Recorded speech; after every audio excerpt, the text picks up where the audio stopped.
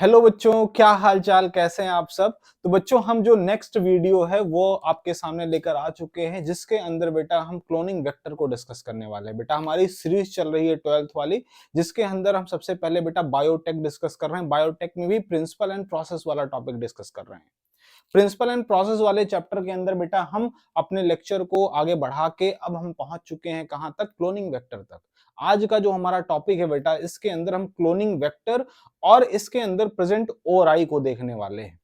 What is cloning vector and what is ORI, दोनों को हम एक एक करके बात करेंगे। सबसे पहले क्लोनिंग वेक्टर देखते हैं बेटा। सर, वेक्टर का मतलब तो हमने सुना था, क्लोनिंग वेक्टर का मतलब क्या है? ऐसा वेक्टर बेटा जिसके अंदर क्लोनिंग हो जाए, ऐसा कुछ। सुनो जरा ध्यान से।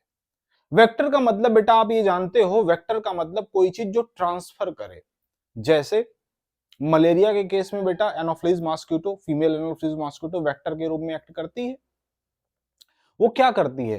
प्लाज्मोडियम का जो बेटा है ना, वो जो स्पोरोजोइट होता है, उसको बेटा ह्यूमन के अंदर ट्रांसमिट करने का काम करती है ना। ठीक है, तो वो वेक्टर के रूप में एक्ट कर रही है वहां पे। ऐसे ही बेटा अगर हमें कोई फॉरेन डीएनए, क्या कोई फॉरेन डीएनए जिसको, जो डीएनए डिजायर्ड है हमारे लिए, क्या है बेटा? Desired DNA. उस डीएनए को अगर हम उस डीएनए को बेटा अगर हम होस्ट के अंदर ट्रांसमिट करना चाहते हैं, तो थ्रू हम किसके करने वाले हैं? वेक्टर के थ्रू करने वाले हैं। और उस वेक्टर की खासियत क्या होती है बेटा? उस वेक्टर की खासियत यह होती है कि वो सेल्फ रेप्लिकेटिंग होता है। सेल्फ रेप्लिकेटिंग क्यों होता है? क्योंकि उसके अंदर बेटा एक स्पेशल सेगमेंट प्रेजेंट होता है, जिसको ORI बोलते हैं, ऑरिजिन ऑफ रेप्लिकेशन। अब सुनो, देखो जरा, ये थोड़ा सा ओवरव्यू हो गया। आप टॉपिक पे लौटते हैं अपने। बेटा देखो, क्लोनिंग वेक्टर का मतलब बेटा ऐसा वेक्टर जिसके अंदर अपनी ओराई प्रेजेंट हो। क्या प्रेजेंट हो? ओराई प्रेजेंट हो। ओराई का मतलब बेटा ऑरिजिन ऑफ रेप्लिकेशन।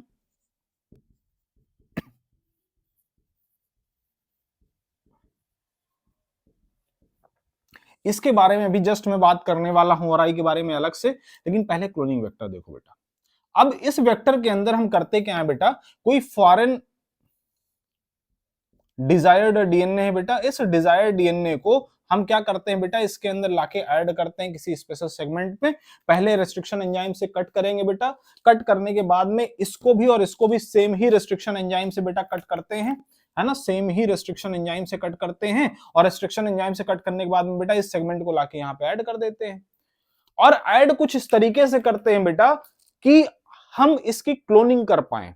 वेक्टर के अंदर ट्रांसमिट ही इसलिए कर रहे हैं कि ये वेक्टर जहां पे भी, जिस भी ऑर्गेनिज्म के अंदर जाए बेटा, इस डिजायर्ड डीएनए मॉलिक्यूल को क्लोन करवा दे, इसकी क्लोनिंग करवा दे। कैसे होगी क्लोनिंग बेटा?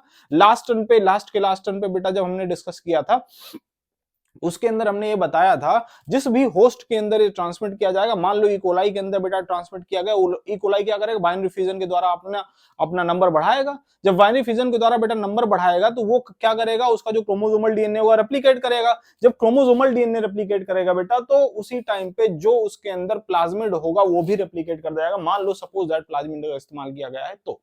ठीक है, सुनो जरा। अब सर, ये क्लोनिंग वेक्टर कितने तरीके के हो सकते हैं?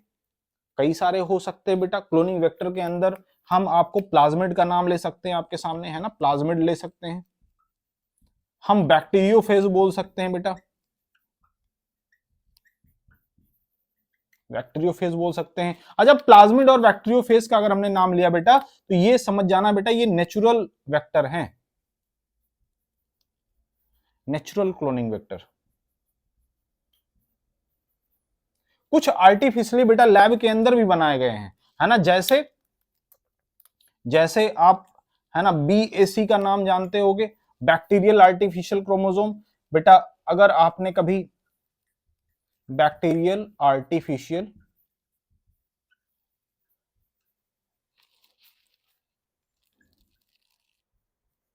बैक्टीरियल आर्टिफिशियल क्रोमोसोम और yeast artificial, YAC, yeast artificial,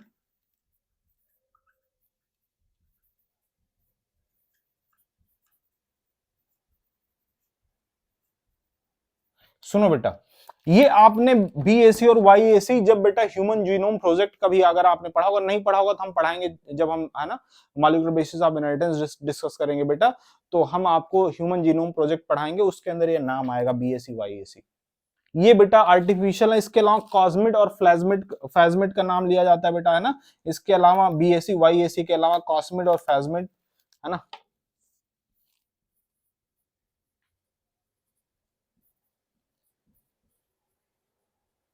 cosmid और फैज्मिड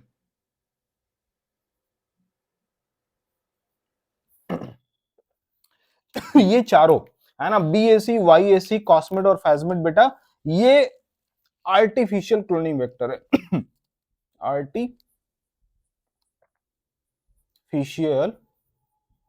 क्लोनिंग वेक्टर, ये आर्टिफिशियल क्लोनिंग वेक्टर है, ठीक है।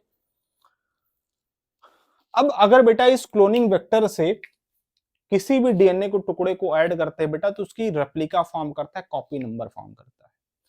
अब कैसे सिलेक्शन किया जाता है क्लोनिंग वेक्टर का, ये इंपॉर्टेंट है। हमें यह सीखना है बेटा कि कैसे हम सेलेक्ट करेंगे कौन सा क्लोनिंग वेक्टर हमें किस डीएनए के लिए लेना है। तो ये बेटा आपके ऊपर डिपेंड करता है कि कौन सा जो आप डिजायरेबल डीएनए ले रहे हो। जैसे बेटा ये टुकड़ा आपने सेलेक्ट किया, इस टुकड़े की आपको कितनी कॉपी चाहिए, कितना कॉपी नंबर आप चाहिए आपको इस टुकड़े का। जो डीएनए आपने लिया बेटा, 1 कॉपी चाहिए, इसकी 2 कॉपी चाहिए, 50 चाहिए, 100 चाहिए, 1000 चाहिए, कितनी कॉपी चाहिए, जितनी कॉपी चाहिए बेटा वो वाला हम सिलेक्ट करते हैं। तो जनरली बेटा जो क्लोनिंग वेक्टर है, जैसे हम प्लाज्मिड की बात कर रहे हैं, किसकी बेटा, प्लाज्मिड। तो प्लाज्मिड बेटा 2 तरीके है ना, कुछ प्लाज्मिड होते हैं बेटा जो 1 या फिर 2 कॉपी नंबर, है ना, इनकी जो ओराई है वो सपोर्ट करती है। कुछ प्लाज्मिड ऐसे होंगे बेटा जो काफी ज्यादा, है ना, मतलब लगभग लगभग, है ना, कभी कभी, है ना, 100 तक बेटा सपोर्ट कर देते हैं, इनके इनके कॉपी नंबर 100 तक सपोर्ट कर देते हैं, है ना, जो डिजायरेबल डीएनए के कॉपी नंबर है। बैक्टीरियोफेज बेटा इसकी बहुत सारी कैटेगरीज हो सकती हैं। कुछ बैक्टीरियोफेज होंगे बेटा, है ना, 10-12 को सपोर्ट करेंगे, 10 से 12 को सपोर्ट करेंगे, कुछ 100 को सपोर्ट करेंगे, 100 कॉपी नंबर को सपोर्ट करेंगे, कुछ मोर देन 100 वाले होंगे, मोर देन 100 वाले होंगे, है ना। तो जनरली अगर आपको कम कॉपी नंबर चाहिए बेटा, प्लाज्मिड का इस्तेमाल कर लो, ज्यादा कॉपी नंबर चाहिए तो बैक्टीरियोफेज का इस्तेमाल कर लो।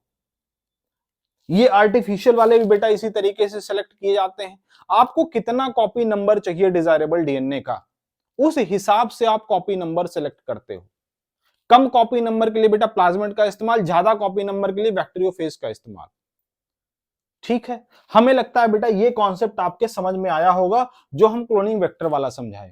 अब इसी के साथ में लगे हाथ बेटा हम दूसरी चीज आपको समझा देते हैं जिसका नाम है ओराई, ऑरिजिन ऑफ रेप्लिकेशन। बेटा छोटा सा एकदम टॉपिक होता है, यही किनारे हम समझा देते हैं आपको। अगर आप कहोगे इधर जगह है अपने पास अच्छी खासी बेटा, कहो तो मैं यहां समझा दूं, है ना, यहां पे समझा देता हूं, इधर इधर ही समझाते हैं भैया। Ori, origin of replication, origin of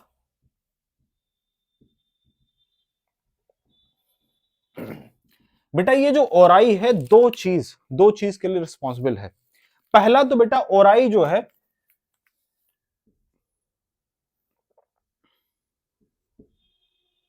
replication, है ना, स्टार्ट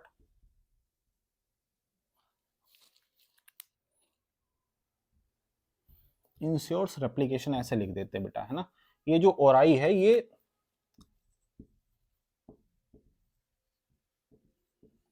रेप्लिकेशन के लिए रिस्पॉन्सिबल है। अगर ओराई किसी वेक्टर में प्रेजेंट है बेटा तो उसका रेप्लिकेशन हो जाएगा, उसकी क्लोनिंग हो जाएगी, ठीक है, पहली चीज।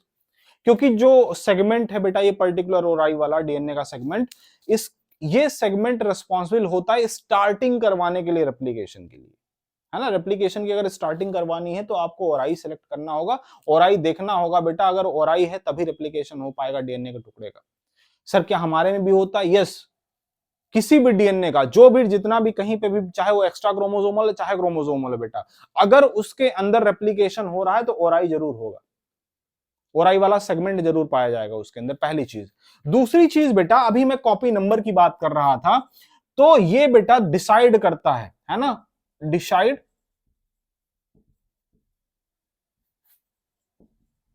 कॉपी नंबर, है ना। ये डिसाइड करता है कॉपी नंबर को। और जिस जिस भी वेक्टर का ओराई जितना ज्यादा कॉपी नंबर को सपोर्ट करेगा बेटा, उससे अगर कोई डीएनए जोड़ा जाएगा, डीएनए का टुकड़ा जोड़ा जाएगा, डिजायरेबल डीएनए जोड़ा जाएगा बेटा, तो वो हाई कॉपी नंबर शो करेगा। अगर लो कॉपी नंबर को सपोर्ट कर रहा होगा बेटा ओराई, तो उसका कॉपी नंबर लो होगा। मतलब जो अभी हम कह रहे थे ना, प्लाज्मिड बैक्टीरियोफेज और ये सब जो हम बता रहे थे बेटा, इसके अंदर जो ये कॉपी नंबर की मैं बात कर रहा था कि कौन कितनी कॉपी फॉर्म करेगा, ये किस बात पर डिपेंड करता है बेटा, उसका ओराई कितने कॉपी नंबर को सिलेक्ट करता है। ठीक है, जो बेटा उसका ओराई है, पर्टिकुलर वेक्टर का जो ओराई है, ऑरिजिन ऑफ रेप्लिकेशन है, उस ऑरिजिन ऑफ रेप्लिकेशन के ऊपर डिपेंड करता है कि वो वेक्टर बेटा डिजायरेबल डीएनए के कितने कॉपीज बनाएगा। जिसकी ओराई ज्यादा कॉपी नंबर को सिलेक्ट करेगी, सपोर्ट करेगी बेटा, वो उसकी कॉपी नंबर ज्यादा फॉर्म करेगा। और जो ओराई, जिस वेक्टर का ओराई बेटा कम कॉपी नंबर को सपोर्ट करेगा, वो वेक्टर जब जब उसके साथ, उस वेक्टर के साथ बेटा डीएनए को जोड़ा जाएगा, डिजायरेबल डीएनए को जोड़ा जाएगा, तो उसकी कॉपी नंबर कम फॉर्म होगी। ठीक है, कम क्लोनिंग होगी उसकी, कम नंबर फॉर्म होगा। तो ये ओराई और बात रही बेटा क्लोनिंग वेक्टर के बारे में।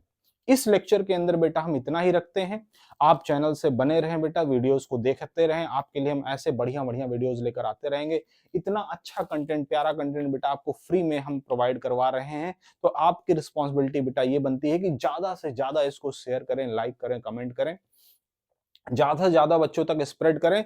जो हमारा बेटा है ना, जिसकी वजह से हमारा मोटिवेशन बढ़े, और जितना हम मोटिवेट रहेंगे, जितना आप हमें सपोर्ट करोगे बेटा, उतने अच्छे अच्छे वीडियोस हम आपके लिए फॉर्म करते रहेंगे। ठीक है, तो इसी नोट पे बेटा, हम इसी नोट पे इसको खत्म करना चाहते हैं। Thank you very much.